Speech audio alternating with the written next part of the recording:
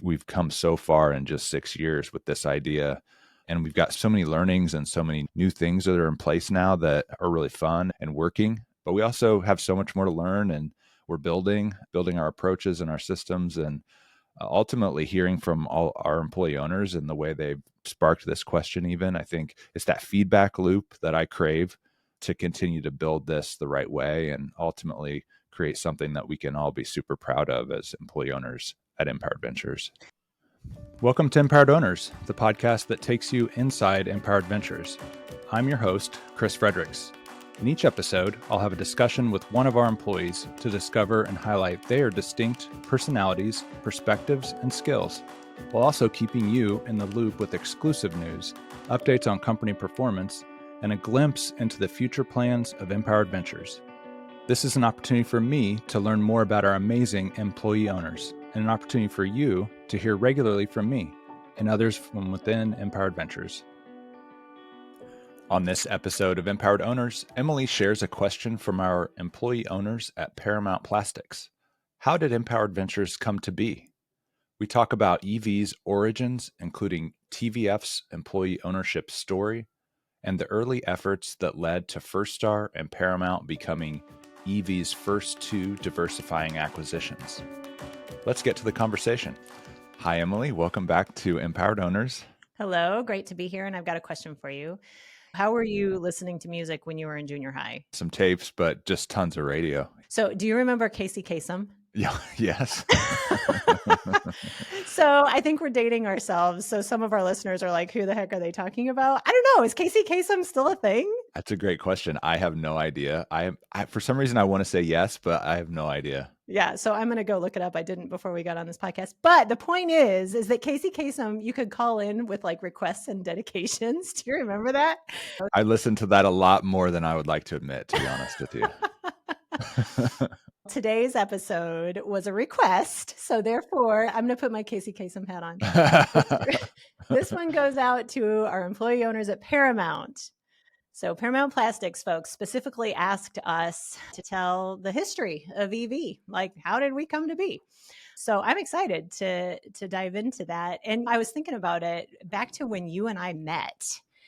It was maybe 6 weeks after we met at an event, and I brought my business partner to TVF, where you were president and CEO at the time, and we were talking about other business-related things. But obviously, this was what was on your mind, EV, because you slid a one-pager across the table at us and said, and also, I'm thinking about this idea.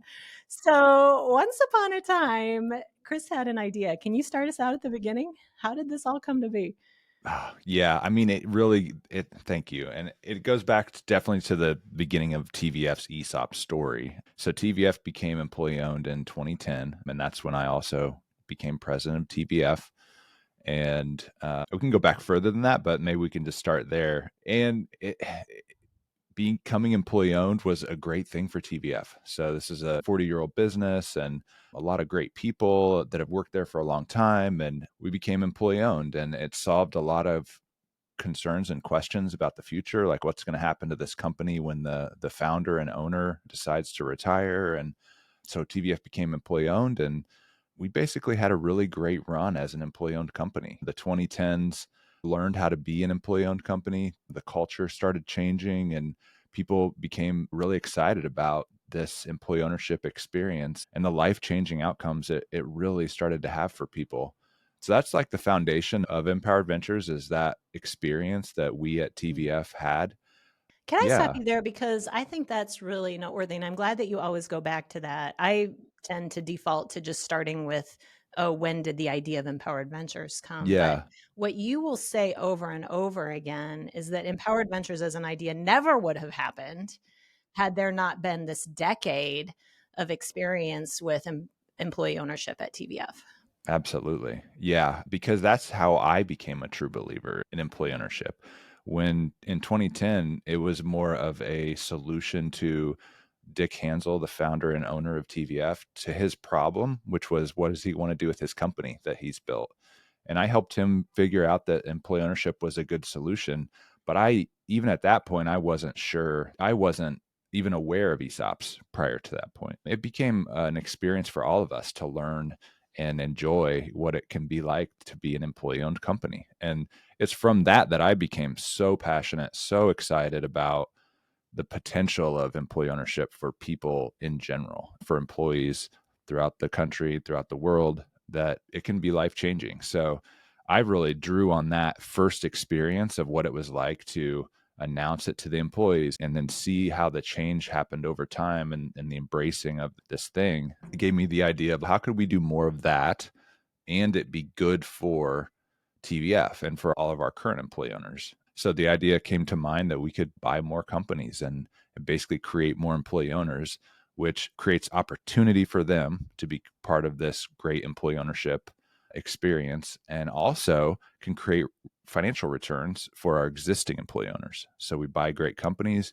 create better returns for the future, ultimately grow financially, and also grow our capability of having more impact on the world. So that's really how the idea came about, which was, maybe 8 years later or so. So what year would that have been when it first dawned on you that this could be a possibility? I would say it first dawned on me probably around 2016, but I just sat on it for a while and just thought about it. We did one acquisition at TVF too in that time period. The folks at Pacific Coast Fabrics joined TVF, and I enjoyed that experience of doing another acquisition and bringing more folks into the fold. So it confirmed that that's something I enjoyed doing as well from a work perspective. So then that really fed into just that idea of, okay, I think I'm serious about this idea. And I had a conversation with our board of directors, so TVF's board of directors at the time, Bruce Kidd and John Cron and Lisa Reardon. And they were very supportive of this idea of continuing to grow through acquisition, but with the added idea that we specifically want to achieve diversification. So now we're going to not just buy textile companies, but we want to build essentially a family of companies that do different things and are different places, but are all part of one big thing. And that was the idea. And when I met you, yeah, I was right in the middle of actually putting pen to paper and coming up with the real plan to go about doing this, which would have been 2018, 2019. So 2018, and we're in 2024. So this is 6 years ago. We're still kind of a toddler of a company. Yeah, I agree. I agree. We have just gotten started here, and that's exciting to me. We've come so far in just 6 years with this idea, and we've got so many learnings and so many new things that are in place now that are really fun and working. But we also have so much more to learn, and we're building our approaches and our systems, and ultimately hearing from all our employee owners and the way they've sparked this question. Even I think it's that feedback loop that I crave to continue to build this the right way and ultimately create something that we can all be super proud of as employee owners at Empowered Ventures. So what I don't hear you saying is that once upon a time, there was a set of people who had a bunch of money and wanted to figure out how to make more money and make a bigger business. No, yeah, we don't have any investors. No one is an investor in Empowered Ventures. We're all employee owners. And yes, we want to grow this pie of financial wealth that is there. These companies have value that are to the benefit of all our employees, but that's a key part of this. But it's not because we're just trying to make more money for wealthy people. It's because we want to create life-changing outcomes for our employees. And to hear you say that you crave that feedback loop of, well, how are we doing that? Ultimately, we're building this for our employee owners. So I think we're maybe getting ahead of ourselves, but back to the building phase, then, okay, so if the spirit behind it is to benefit the original employee owners at TVF and then any other employee owner who comes along, and how lovely, we don't answer to any outside anybody. We would say stakeholders in business speak, but we don't answer to anybody who has also some money in the bucket. And when you first started building, I'm curious, did you have other companies to pattern off of? Is this, we've known and been told that this is rare. There's not a ton of diversifying 100% employee owned holding companies out there. Like, how did you initially come up with how to start building on this idea? Yeah. I wasn't aware, but there were a few and still are a few similar kind of diversified ESOP holding company businesses out there. When I had the idea, I'm not trying to take credit for an idea that already existed, but I didn't know about these companies. It just came to mind because I do respect and appreciate the Warren Buffett Berkshire Hathaway business model, which if anybody's interested, just a great and an amazing story of how this business, which is one of the largest in the world, but it's really a diversified holding company model, very similar to the idea of what we're building, just on a much larger scale, of course, because it's all these huge publicly traded kind of companies. But Warren Buffett's approach to finding great companies with great leaders and then letting them do their thing. That's really the idea, is that he's not buying companies because he wants to run more companies and step in and start telling people what to do. It's the complete opposite, where he wants to work with people who love what they do and invest essentially in what they're doing and then support them and root them on. And that idea of a family of companies that kind of do that for each other is what really came to mind for me and formed into this idea of Empowered Ventures. That's so awesome. Okay, so then let's step it forward. So it's 2019, and now you've got board approval. What did TVF folks say? They're like, what's this crazy idea? What are we doing? Totally. I'm sure that is definitely the reaction for most. For me, it was reminiscent of 2010 when I announced the ESOP initially. It's okay. I have no idea what this is. I'm not sure if I even fully want to believe and trust in it, but it worked out. And I did hear through the grapevine, some folks basically had that message for each other. Sometimes Chris comes up with crazy ideas, and look what happened in the past. It worked out. So let's trust him. And I'm not saying that meant it was the perfect idea or whatever, but I do truly believe in this with my whole heart. I think it's proving out already in the early years, but the long-term potential of this for everyone, including our current employee owners, I'm so convinced by. So yeah, it's totally fine to have a wait and see approach to these kind of things, and also to want to understand it. I think that's a good point. We're not asking people, we don't want to ask people to just have like blind faith in us and say, Chris says it's a good idea, so it's a good idea. And no, ask questions. Like we are happy to talk more about it, to share our perspective on what's going on in our companies. We are slowly building that out though. Like it takes time to develop the way we want to communicate what's going on in a more systematic and consistent way. But at the same time, that's not because we're trying to keep anything a secret. It's just everyone's so busy in all of our companies and at our holding company that it just takes time to build our systems. But that's not because we don't want to be open and talk about how things are going. So I want people to feel like they get it and understand what we're doing. And I think anyone who has experienced that of you really appreciates it genuinely. Okay, so history of EV, it was your idea. Now it's moving forward. You've got the thumbs up from the board and from TVF folks. What happened next? Yeah. I really started just looking around at other kind of business models where companies and groups grow through acquisition of small businesses. You can look at big public companies and they do acquisitions, but it's a whole different ballgame. Buying small businesses of 25 to 100 people, that's a huge challenge. There's a lot of nuances involved. There's a lot of risk if you buy a bad company unknowingly. I wanted to go about that very carefully, very thoughtfully. And so I just started researching how other people are doing this, not just employee owned companies, but private equity. There's all kinds of kind of groups and people that are doing this, essentially buying companies, small companies, and running them. And so I just started researching all the different approaches. One approach that I came across that resonated a lot is called ETA, entrepreneurship through acquisition. So this is where like maybe an executive of a company decides they want to own their own business, and they go locally, they go talk to business owners and they try to find a business that they want to buy and run. And that just personal touch and that kind of version of this versus maybe financial buyers who are coming in from New York City and trying to buy companies because they just have a financial mindset about it and not really a people mindset about it. This other smaller approach really resonated with me. And so I dug in and learned about this community. There's like communities around ETA, employee entrepreneurship through acquisition.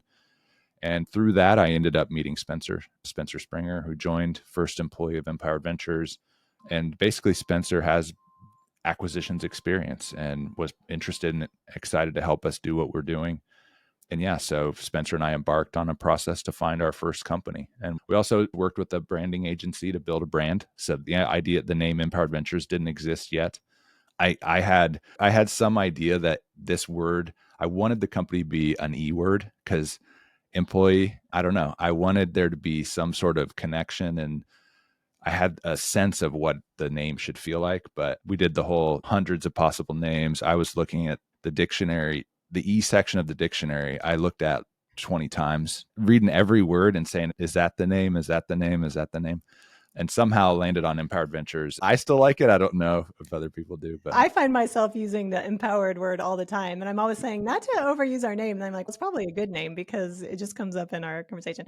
Okay, you've got my goodness, there's so much that goes into building a business. So now you've got a name and a brand and logo, and you've got somebody who knows how to find businesses in this very personal way that you had decided that you wanted to emulate. And so tell us about the first business. How did that happen? yeah, so First Star Precision ended up being our first acquisition, April of 2021. And really that was through Spencer's efforts to talk to business brokers. There are, just like there's real estate brokers out there selling homes and real estate, there are business brokers, local kind of folks who represent business owners who have decided it's time to sell their company. So we looked at hundreds and hundreds of those opportunities over the course of the first year and a half of searching. And First Star was one of these companies that was represented by a broker that we got in touch with. And Spencer and I actually met at First Star to meet First Star's management team. This would have been early 2021. And that was our first time meeting in person too, because of COVID. We actually worked remotely the whole first year and a half together, never met in person. And then we met at First Star, first time out front, walked in, met their management team, Dave and Jack, and had a great meeting. And it was our first management meeting, and it just felt perfect. Dave and Jack we had a terrific rapport with them. We learned a lot about the business, but came away feeling like, okay, this feels like could be the one. And that finding that first business to buy, we wanted to be so careful that we wanted it to go well. We looked at so many companies that we could have purchased, and we wanted to be very comfortable that we found the right one, and I'm certain we did. I just want to call out for anybody from First Star who's listening, actually Paramount, actually TVF, all of our family, but you're lucky. we don't just grab at anything. You're lucky to be a part of this. Yeah. Okay, so I don't want to derail that. So First Star, how long had they been in business? What's just a teeny tiny history of First Star? Yeah, I think over 20 years. David started First Star after having a career in the machining industry. And yeah, Dave had built a great business. Jack joined within the first year, his partner in crime, and they built a terrific business up to, I think they had around 30 something employees when they joined EV. And it was just classic. Like Dave had built this company. He had a sense. He was really, the one thing I love about Dave is he's really self-aware. And one of the things he told us in the first meeting was he's taken this business as far as he can personally. Like, not only is he thinking it's time to maybe slow down and maybe not work so hard after so many years of working incredible hours to build this company and not taking vacations and all those types of things, but he was very self-aware around he doesn't know how to take it to the next level. He's reached the limit of his personal kind of approach, and he was really looking for a home for the company that would appreciate what he's built, take care of it, like care for the employees, not strip it down and combine it with another company and ruin what he's built basically, but also someone who could bring some vision to like, okay, how do we take this business from here to the next level and have it succeed long into the future? So that was music to our ears, because even though we come in and it's super important to us that we don't want to change anything for the negative, we take a very hands-off approach. It also is just a natural part of any transition of a company. When it's acquired, it's going to evolve over time into the future. And for the seller, the business owner who's selling, that can be a challenging feeling, just to see it change, even if it's changed for the better slowly over time. So knowing Dave like really cared for that, appreciated that change needs to happen over time slowly, meant he was a great partner for us. And that totally played out the way we hoped it would. What was the response at TVF with that first? Yeah, there was a lot of excitement. I'm sure there was some fear. Just, I think, like excitement that this is really happening for sure. But I'm sure fear. I'm sure some fear. And then how much longer between, so we're 3 companies today, TVF, Paramount, and First Star. How much of a lag was there between First Star joining the family of businesses and then Paramount coming along? Yeah, so that it happened quickly. So First Star was April, Paramount was December of 2021. So right after First Star, Spencer got back in touch with a broker who we've gotten to know who knows Paramount. And actually, the funny story about Paramount is I had found back in 2019 when we decided to do EV, we hadn't named it yet.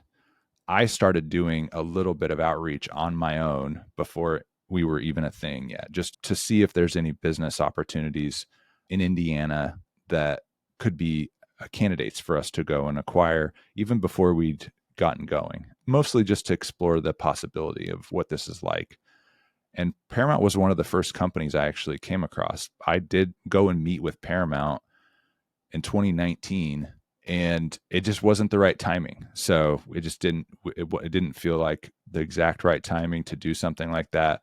But they were interested in what we were thinking about doing. And I think if we would have been ready at that point, we could have acquired Paramount almost 2 years earlier, which it just didn't work out, and that's okay. But it came back around. So after First Star, we got back in touch and learned that they were still looking for the right home for their company too.